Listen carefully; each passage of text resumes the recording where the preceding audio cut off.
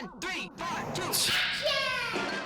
Hi, I'm Jessica Long. I love embroidery, and after you're done with this video, you will too. In fact, you're not just gonna love it, but you'll know how to do it. I pinky promise. No, wait. I double pinky promise.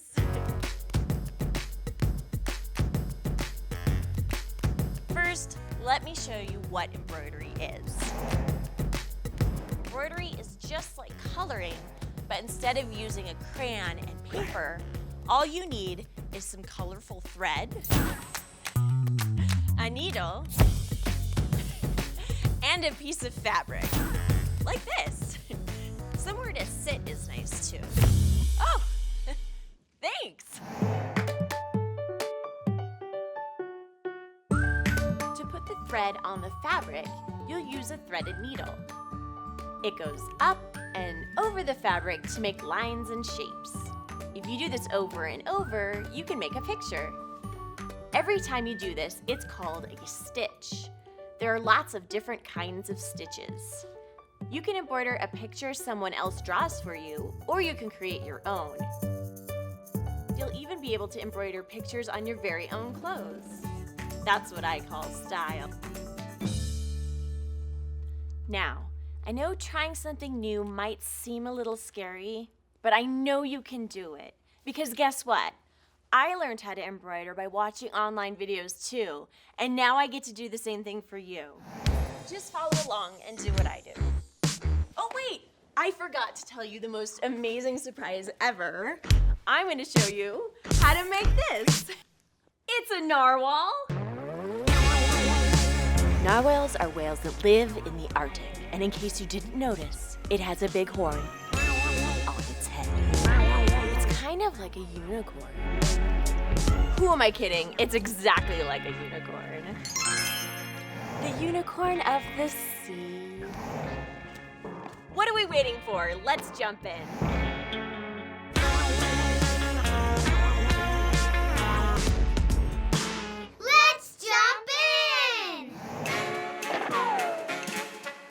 Welcome back! It's time for running stitch! Something tells me you probably want to start stitching the narwhal first. But wait, what do we know about narwhals? We know they are... unicorns out of the sea! True, but they're also whales. And where do whales live? The water! That's right. So, I think we should make sure that our narwhal has water to live in first, don't you? Yeah! Of course you do. That's why we need to stitch the water at the top of the design first. See how our water lines look like this? They look like dashes instead of a single line. That means we will make our water using what's called the running stitch. Running stitch! Running stitch is an easy over-under stitch that runs along your fabric, creating a dotted line. See how the narwhal jumps out of the water or through the fabric and then dives back under in a straight line? That's exactly what you do with the needle and thread. Up and over, up and over. There are 3 different waves on the top, and it's gonna look amazing if each wave line has a different color. We'll use this medium blue, this bright blue, and also this dark blue. All the blues. So I like to get all of my threaded needles ready before I start stitching like this. That way you don't have to stop and get more threaded needles ready every time. This is also something an adult can help you with as you go. Now you're ready to start. Remember the first super duper tip I taught you? Start on the back! Yep, that's right. We always want to start on the back side of the hoop, the side that doesn't have the drawing on it. This way we will be able to hide our knots. Like this. As we start from the back side of the fabric, come up with your needle at one end of the ocean water. You will hear the nice pop of your needle coming through. Reach around to the front of your hoop and pull the needle until all the thread comes through. Remember not to pull too tight because that will pucker our fabric, but you also don't want to leave any loose bits that will get tangled up.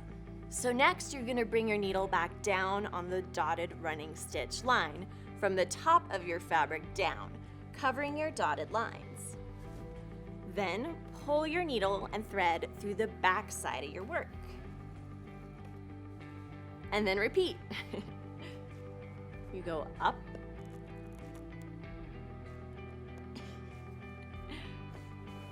And then back down.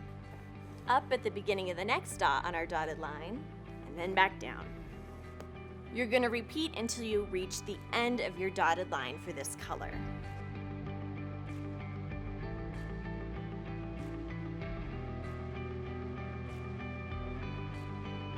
Great.